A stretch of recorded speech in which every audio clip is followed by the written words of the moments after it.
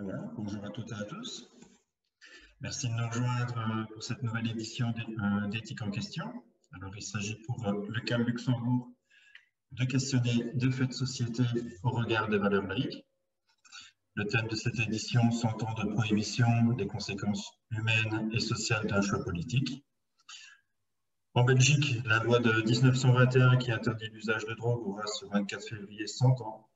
L'occasion pour nous de revenir sur les origines de cette loi, de dresser un bilan de ces 100 ans de prohibition et d'ouvrir quelques perspectives d'avenir, mais aussi de voir comment le Centre d'action laïque s'est emparé de cette question des assuétudes et comment les acteurs de terrain travaillent au quotidien avec un public qui, malgré l'interdit, consomme ces substances prohibées. Je vous invite à utiliser le chat pour poser vos questions à nos intervenants. Ces questions leur seront transmises après leur intervention. Donc nos intervenants sont Sarah Fautré, coordinatrice de la liaison anti-prohibitionniste, et Boris Herman, animateur responsable du service Drugscare du CAL Luxembourg. Donc voilà, pour commencer, une première question avec Boris. Pourquoi le Centre d'action laïque s'est-il investi de cette question des assuétudes ? Oui, alors bonjour à tous. Je vais essayer de remplacer notre coordinatrice Ingrid Glusman qui n'a pas su être présent malheureusement aujourd'hui. Donc, la question était pourquoi le CAL s'occupe-t-il de la thématique des assuétudes ? Il faut savoir qu'au CAL, on est tous animés par des valeurs, notamment des valeurs des libertés, d'émancipation de chacun. Donc, il est donc normal de s'interroger sur tout ce qui asservit l'être humain en général. Donc, évidemment, le thème des assuétudes en fait partie, lequel s'est très tôt intéressé à cette thématique, notamment via la commission drogue, qui est composée donc notamment de juristes, de professionnels de la santé, de sociologues. Cette commission entend agir notamment sur les mentalités en préconisant la réglementation du commerce de drogue et surtout aussi la décriminalisation des usagers en général. Donc l'idée, c'est avant tout de privilégier une approche plutôt sanitaire plutôt que de l'approche judiciaire. Ils ont justement dans ce domaine-là donc fait une petite proposition de loi. Je ne sais pas si on voit bien. De toute façon, on va mettre le lien, le petit carnet, mais c'est super intéressant. Parce que voilà, c'est intéressant aussi de proposer des choses quand on trouve que quelque chose ne va pas. Donc voilà, ça a été fait. Par rapport aux drogues, on s'est aussi évidemment impliqué un peu plus au niveau de la régionale du CAL Luxembourg depuis plusieurs années. Depuis 2011, la création du service Drugscare. Mais ça, j'y reviendrai peut-être un peu plus tard. Donc, je pense avoir fait le tour, en tout cas, de pourquoi le CAL s'occupe des drogues. Et justement, pour l'émission du service Drugscare, tu pourrais nous en parler un peu ? Oui, les missions, en fait, ils s'inscrivent dans une politique de réduction de risque. Donc, la réduction de risque, c'est une démarche de promotion de la santé, de santé publique, donc, qui s'adresse directement aux consommateurs, aux usagers de drogue. Ça essaye de promouvoir donc la réduction de risque, à la fois la santé, le bien-être et surtout la dignité des personnes qui consomment. Donc, c'est un ça que le CAL Luxembourg s'inscrit. Donc, les missions, elles sont assez variées. Donc, outre l'information sur les différents types de produits, qu'ils soient légaux ou illégaux, on offre aussi un service qui est de l'écoute. À savoir qu'on n'a pas dans l'équipe, on ne fait pas de thérapeutique. On n'a ni médecin, ni psychologue. Donc, on a essentiellement une équipe qui est composée d'éducateurs. Donc, ça permet aussi parfois pour certains usagers de pouvoir se dissocier un petit peu parce que certains ont un peu peur aussi de l'aspect médecin. Donc, on peut être justement le lien vers des services de soins de santé. Justement, j'y viens, on offre aussi des services d'accompagnement vers ces services de soins de santé. C'est pour ça qu'on essaie de travailler en étroite collaboration avec différents partenaires. Dans la province, le partenaire le plus évident aussi, c'est par exemple le service Solex, avec lequel on essaye de rediriger nos usagers une fois qu'ils décident de diriger vers les soins.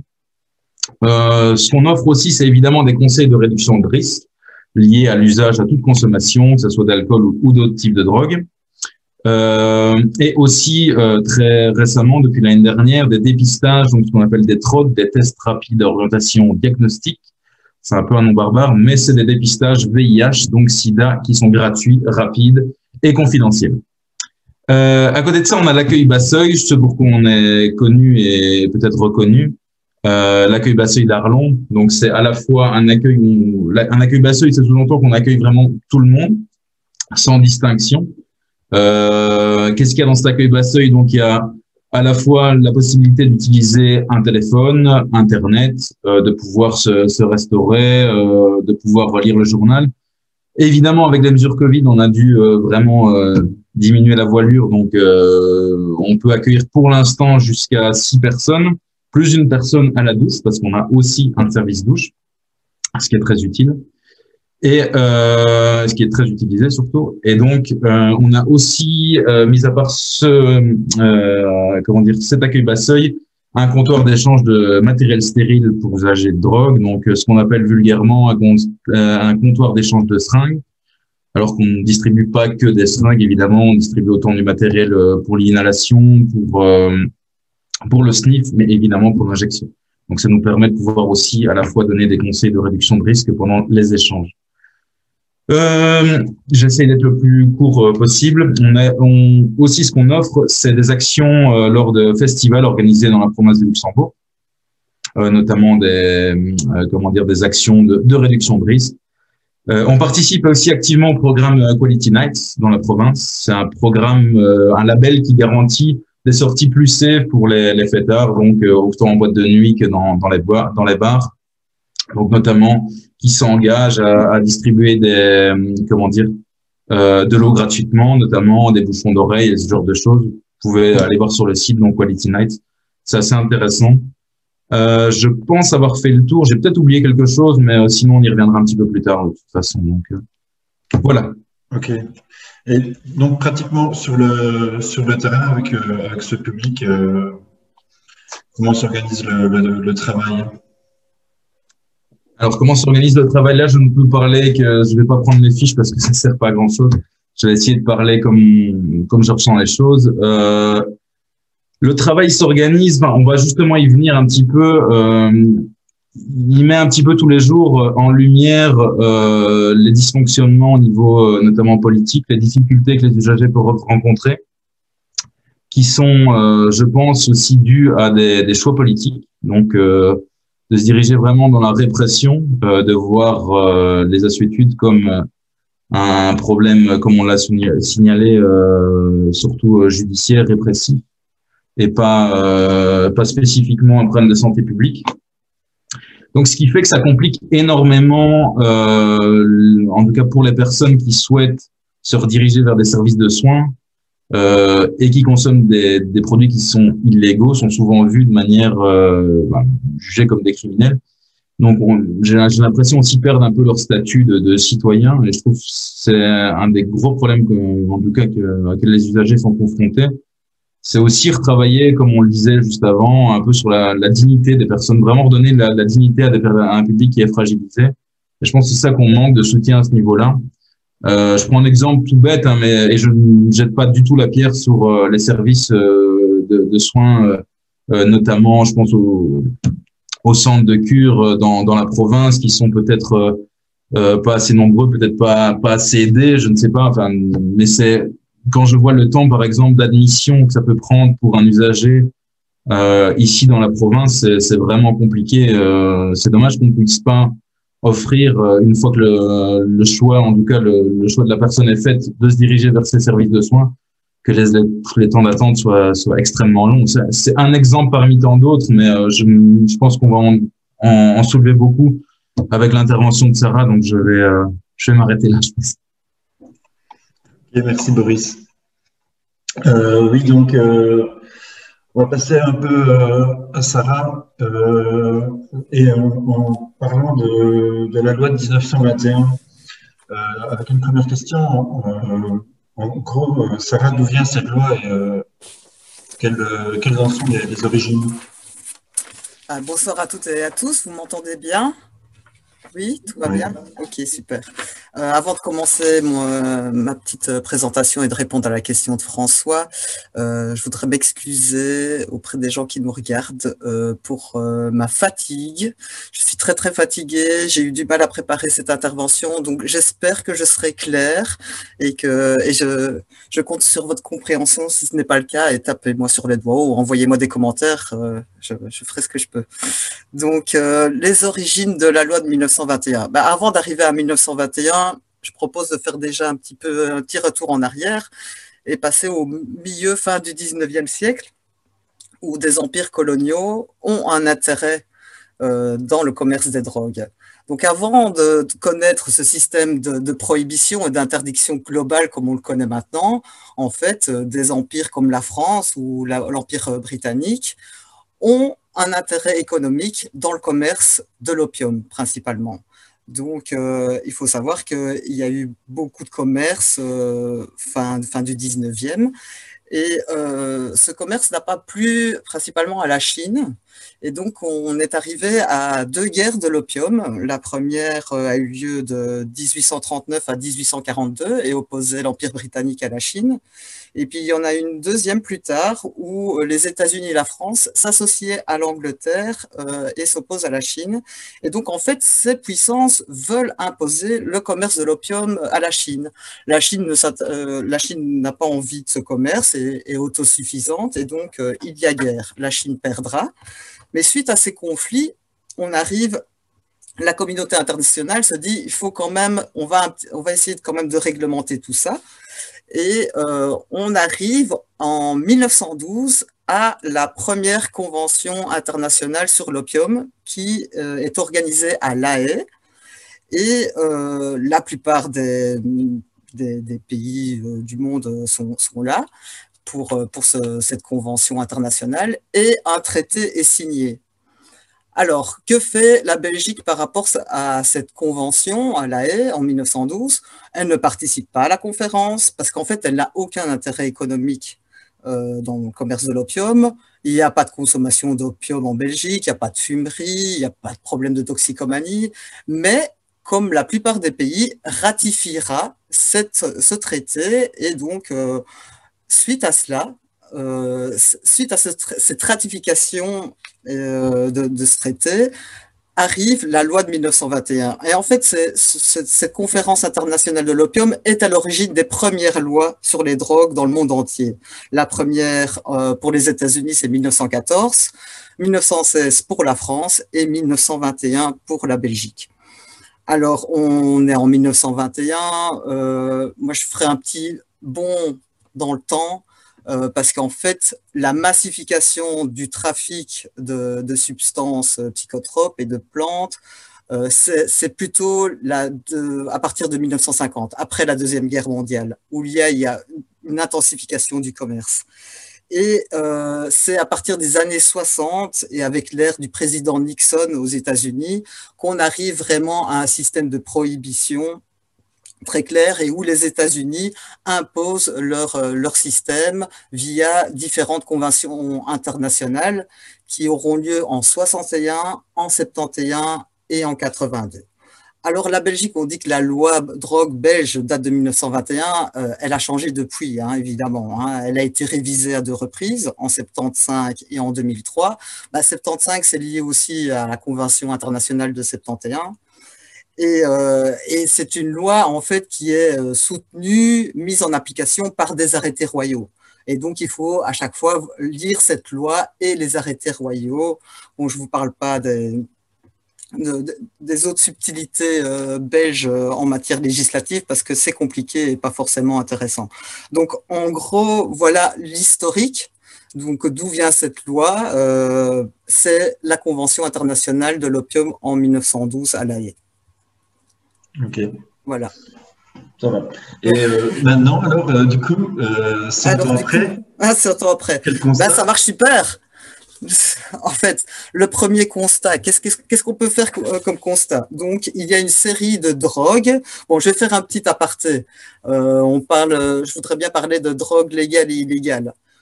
Oui. Parce qu'il y en a beaucoup qui oublient ou qui ne veulent pas entendre que des produits comme le sucre, le café, le tabac ou l'alcool sont des drogues. hein. Elles sont légales, mais ce sont des drogues. Donc, il y a un potentiel addictif, de réels effets sur la santé, et donc la différence, c'est la légalité.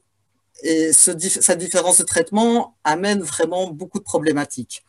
Donc voilà, je referme la parenthèse drogue légale et illégale.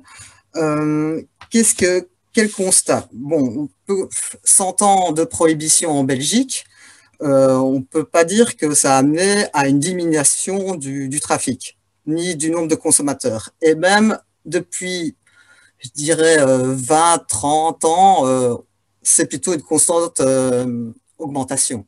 Donc, premier constat, ça ne fonctionne pas. Ne devrait-on pas faire autrement? On peut faire aussi, je pourrais faire un petit aparté, les États-Unis ont connu une période de prohibition de l'alcool qui a duré 13 ans, de 1920 à 1933, suite à la pression de ligues de tempérance et autres religieux protestants. On a estimé que l'alcool, c'était mal, c'était dangereux et qu'il fallait l'interdire. Quel constat après 13 ans de prohibition de l'alcool? Augmentation de l'alcool frelaté, développement des gangs, bagarres, violence avec armes à feu, des gens meurent à cause de l'alcool frelaté, donc, et aussi perte d'argent pour l'État.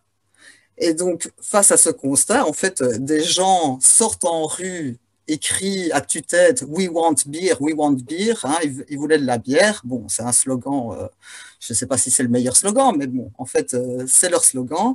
Et donc, on arrête cette prohibition. C'est une époque où Al Capone commence à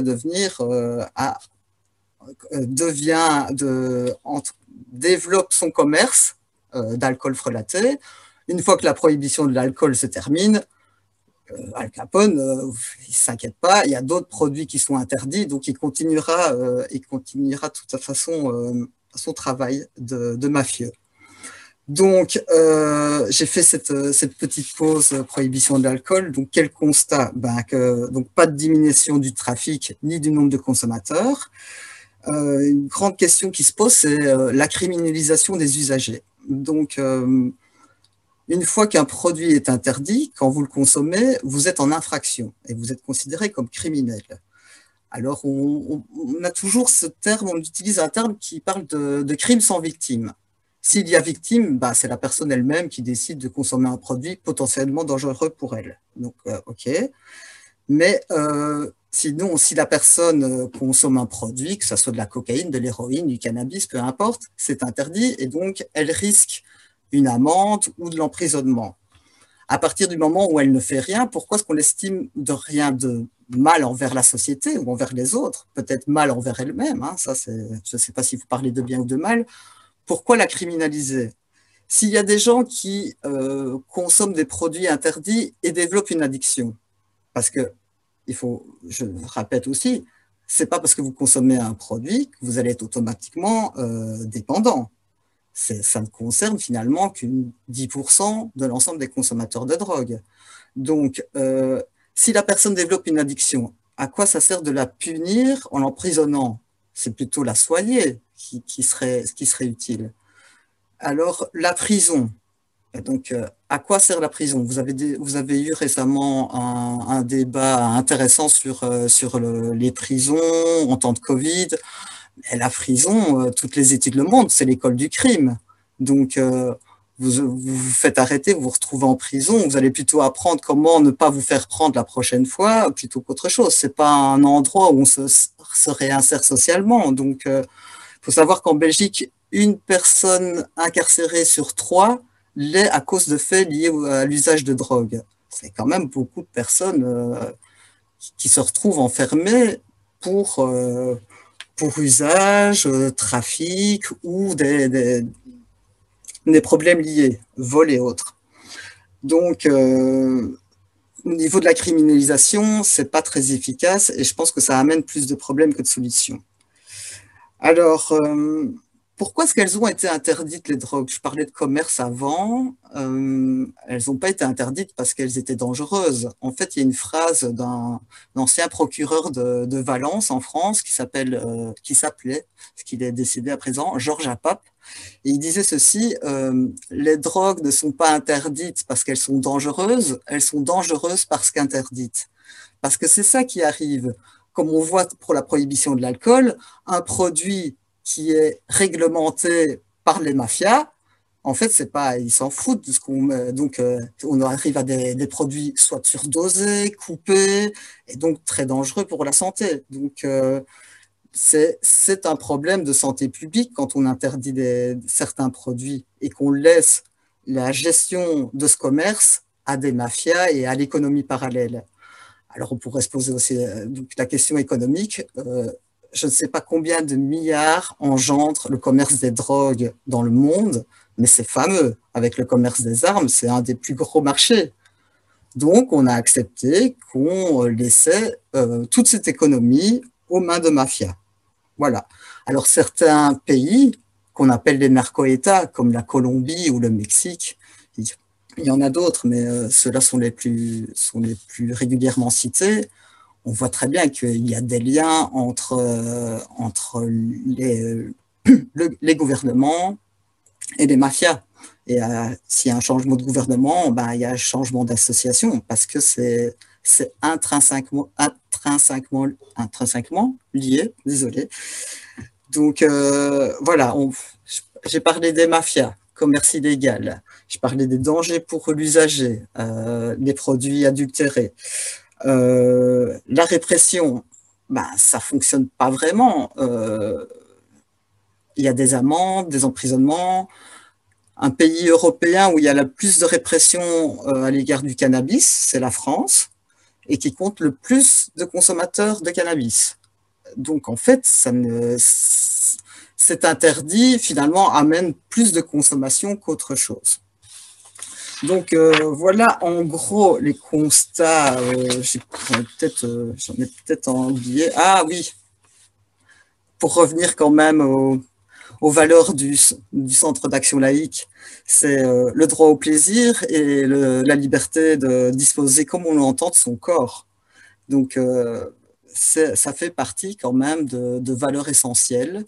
Je pense qu'on ne peut pas nier ça, que l'être humain a un intérêt pour le plaisir, la détente, la socialisation, les états seconds. Ça a été une constante dans l'histoire de l'humanité et ça ne va pas changer, surtout avec une vie pas forcément trépidante comme on la vit maintenant. Je pense qu'il y a une augmentation de la consommation de produits, qu'ils soient légaux ou illégaux.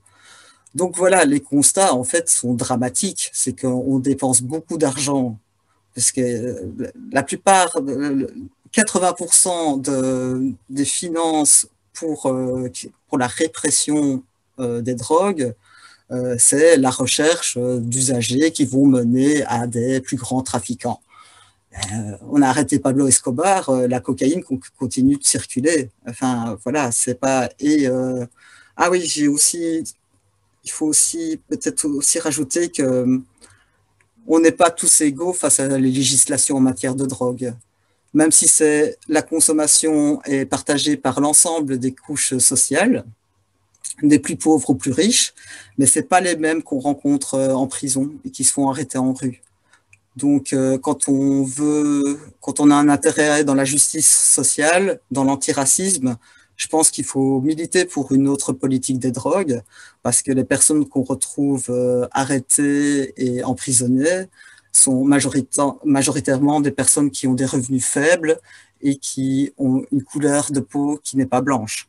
Donc, c'est aussi pour toutes ces raisons, en fait, qu'il faut penser une autre politique des drogues. Vraiment, c'est super nécessaire. C'est 100 ans de prohibition en Belgique, 50 ans en France avec la loi de 1970, et c'est mondial. Maintenant, il faut arrêter de faire une politique sur la morale, la peur. Toutes les études scientifiques le montrent, il faut une autre politique en matière de drogue. Et justement, alors, quelles alternatives on pourrait proposer quel autre modèle qui pourrait nous inspirer?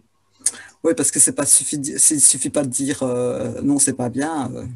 ou comme la drogue c'est mal, qu'il y a des alternatives. Et la première, la plus innovante, oui, une des plus innovantes historiquement, c'est la décriminalisation au Portugal. Donc en 2001, le Portugal, suite à une crise sanitaire extrêmement grave par rapport aux usagers d'héroïne injecteurs, il y avait vraiment une grosse épidémie de VIH.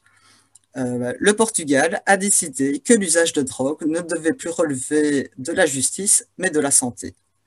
Et donc, si vous êtes en possession de tout type de drogue qui correspond à une consommation plus ou moins égale à une semaine, alors bon, ça reste un petit peu très vague, hein, consommation pour une personne ou pour une autre n'est pas identique, mais disons que on ne vous met pas en prison, on ne vous donne pas forcément une amende, vous allez rencontrer une commission appelée une commission de dissuasion. Et donc, cette commission, vous allez rencontrer des assistants sociaux, des psychologues, des médecins, et vous allez évaluer avec eux votre consommation. Est-ce qu'elle est problématique ou non? Est-ce que vous avez besoin de soins ou non? Et donc, ils ne sont plus à arrêter les usagers de drogue parce qu'ils sont en possession de petites quantités de drogue. Donc, c'est quand même, le Portugal, c'est quand même pas si loin, ça fait partie de l'Union européenne. Je pense qu'on ce serait intéressant de s'en inspirer et de l'adapter à notre propre pays, parce que l'histoire du Portugal, c'est pas l'histoire de la Belgique, et donc il n'y a pas un modèle clé en main, il faut toujours venir de nos spécificités culturelles. Donc ça, c'est une première possibilité.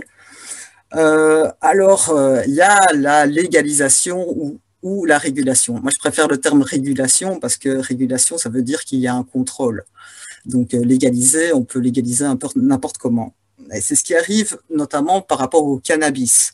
Alors, l'Uruguay a légalisé le cannabis à usage récréatif en 2014, le Canada en 2018, et depuis plusieurs années, ça se fait à intervalles réguliers. Il y a plusieurs États aux États-Unis qui ont légalisé le cannabis.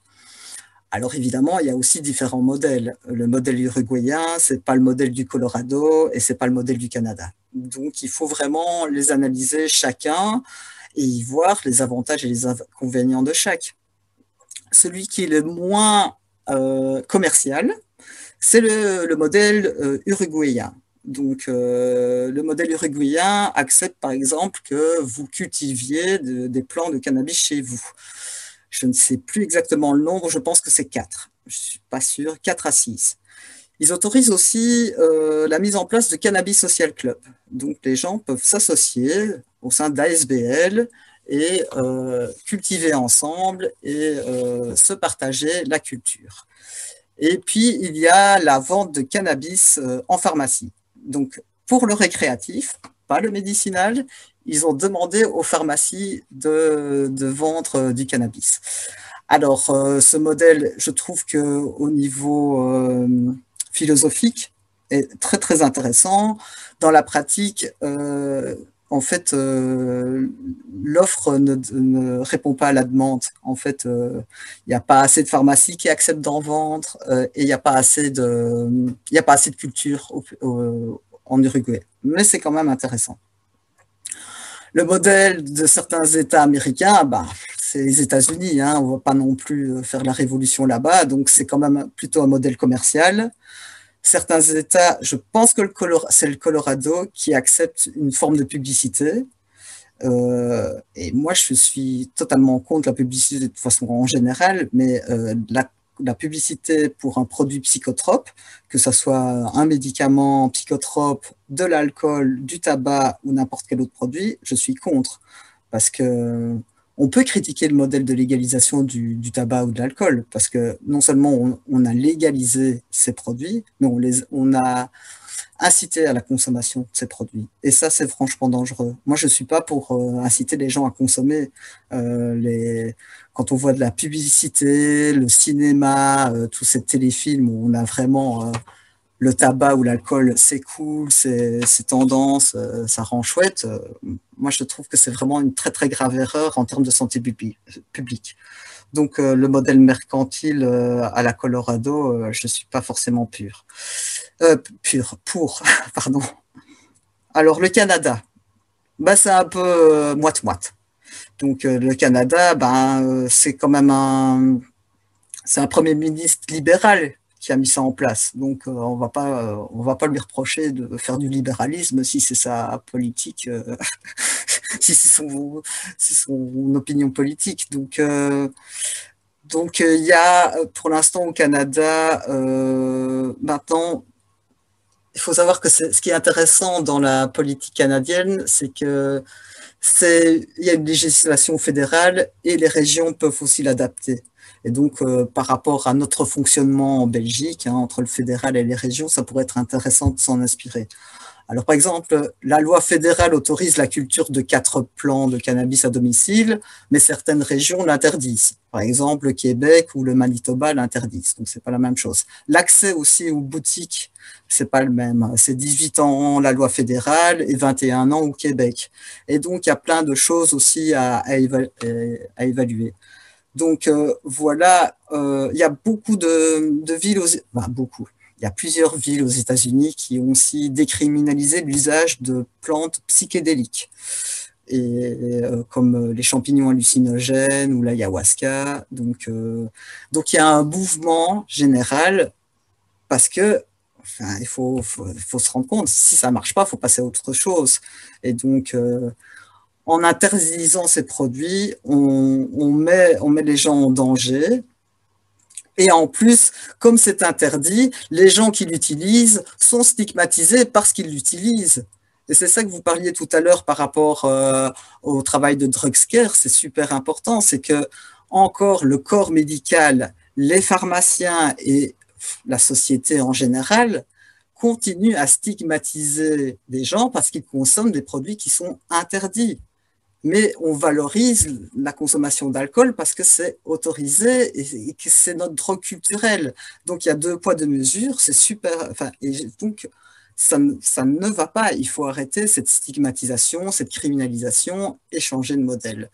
Et donc, voilà, c'est ce à quoi on œuvre au sein de la liaison, c'est essayer de faire changer les mentalités. C'est pas dur, parce qu'on est à des années de morale et dire la drogue c'est mal et ceux qui se droguent, mais tant mieux pour eux si ça. Mais on n'arrive à rien avec ça. Et donc, heureusement qu'il y a une politique de santé publique comme la réduction des risques pour faire changer les choses. En attendant, une régulation et un autre modèle.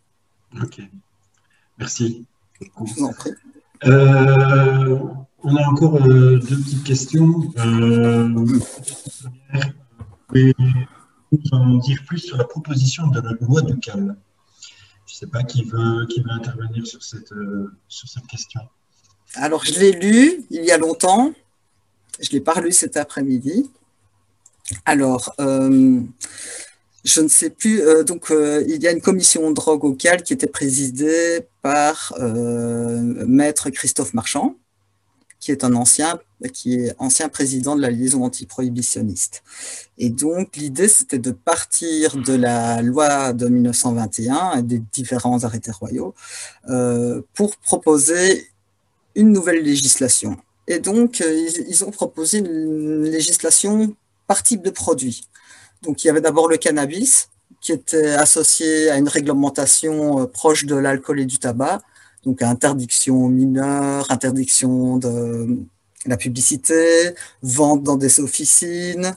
Je pense qu'il y avait quand même aussi l'autorisation de culture à domicile, mais il faudrait que je vérifie. Et je pense qu'il n'y avait pas de point sur les cannabis social club. Donc ça, c'était le cannabis, une réglementation proche du tabac et de l'alcool. Et puis, il y avait des produits dits festifs, ecstasy, MDMA, amphétamine, cocaïne en sniff, où là, il y avait l'industrie pharmaceutique rentrait en ligne de compte pour pouvoir faire ces produits et une distribution réglementée grâce à des professionnels de la réduction des risques, entre autres.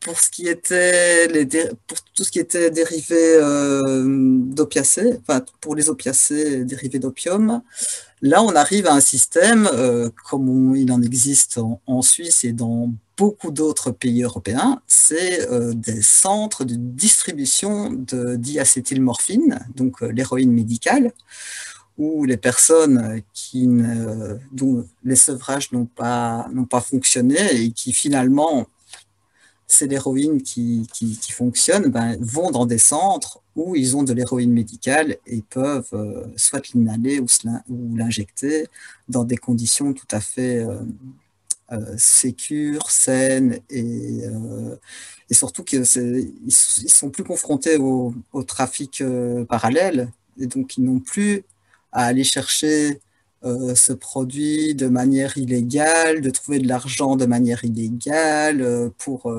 s'approvisionner. Donc, et ce système fonctionne très, très, très, très bien. Et petit lien avec 1921, en fait, pourquoi est-ce qu'il n'y en a pas? Si, il y en a une à Liège, hein, de salles de consommation à moindre risque. Il y a eu une expérience pilote de distribution d'héroïne médicale, mais elle a duré 2 ans.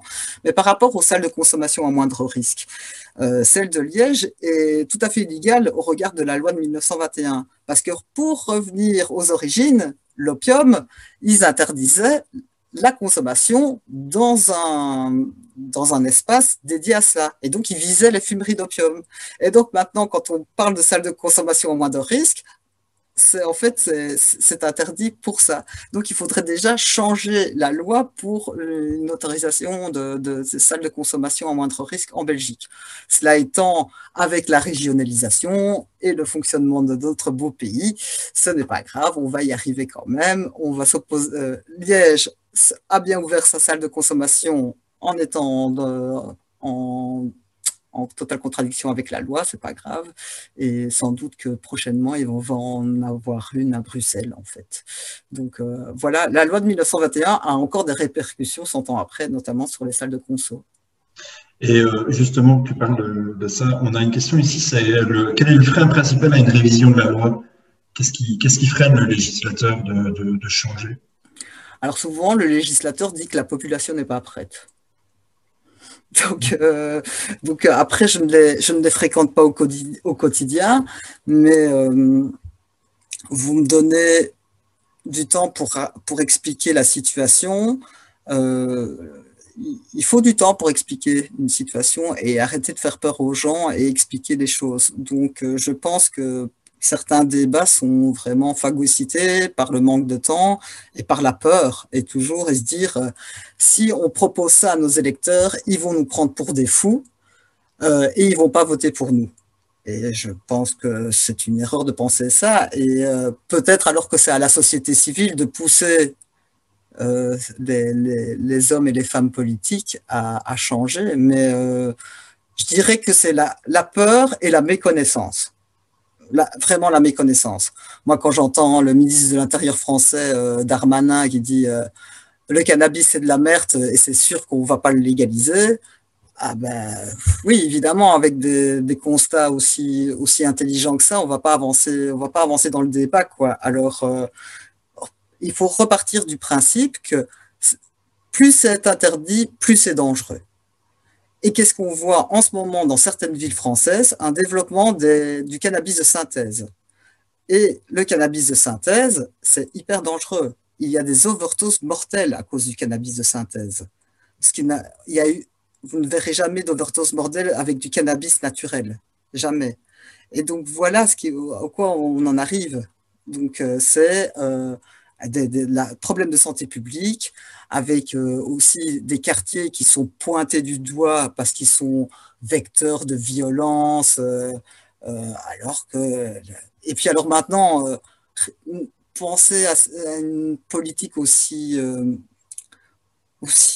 pathétique en termes de criminalisation et de répression, alors que maintenant, vous allez sur le dark web, vous achetez ce que vous voulez, voilà.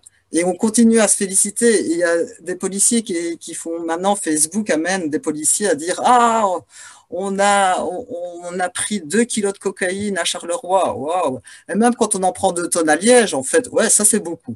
Vraiment, là, ça fout. Mais le coronavirus qu'on a connu, pensez qu'il y a eu une diminution, pas eu beaucoup de diminution, hein. Les mafias s'adaptent au capitalisme de manière tout à fait efficace.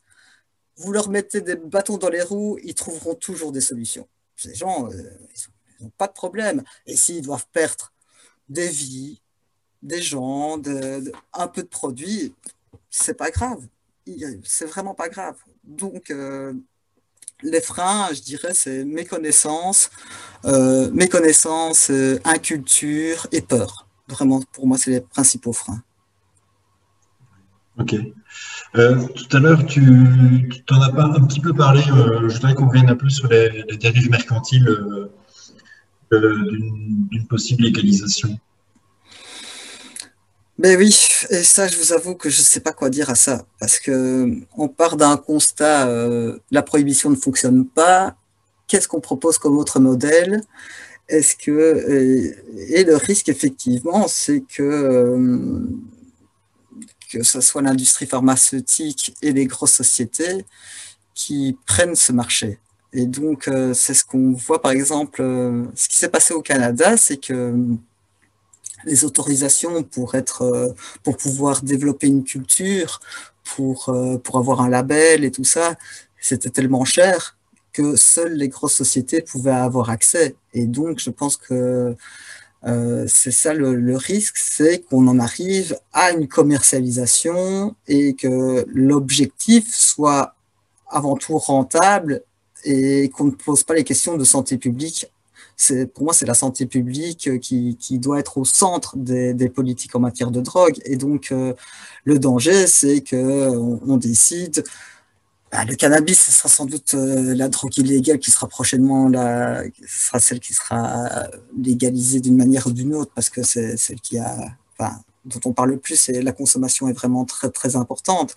Et donc, si on le fait pour des raisons financières et mercantiles, il y aura un risque. Ça ne sera pas idéal, mais ça sera toujours moins grave que la prohibition, je crois, en fait. Donc, mais c'est pas idéal. Et c'est pour ça qu'il faut que les associations du secteur, qui, elles, valorisent avant tout la santé, la non-stigmatisation, la non-discrimination, la justice sociale,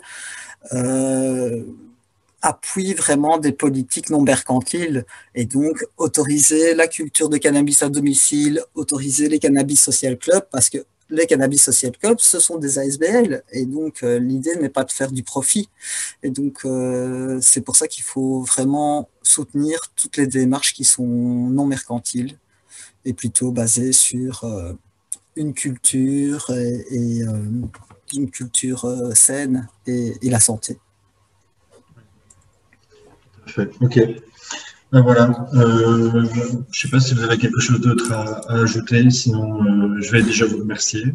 Merci. Je ne sais pas. Il n'y a pas d'autres questions sur le Facebook Live? Non, rien d'autre. Oh. Alors, je vais terminer quand même pour dire qu'il n'y a pas que des drogues qui s'avalent, s'inhalent ou s'injectent. Il y a aussi on a des comportements addictifs sans produit. Donc, on peut parler du sexe, des jeux d'argent ou des réseaux sociaux. Et donc, j'invite toutes les personnes qui ont eu la gentillesse ou le courage, ou les deux, de nous suivre, d'essayer demain de ne pas aller sur Facebook. Voilà. On va voir ce que ça fera. Ok. Pareil. Comment? Je relève le pari, ça va. Allez, ok, on en reparle ça va être après. Compliqué. Merci beaucoup. Merci à vous. À bientôt. Bonne soirée. Merci aux personnes qui nous ont suivis sur le live. Vous aurez la possibilité de revoir la vidéo et de retrouver tous les liens utiles sur Facebook et sur le site du CAL Luxembourg. Voilà. Merci beaucoup. Au revoir. Ciao.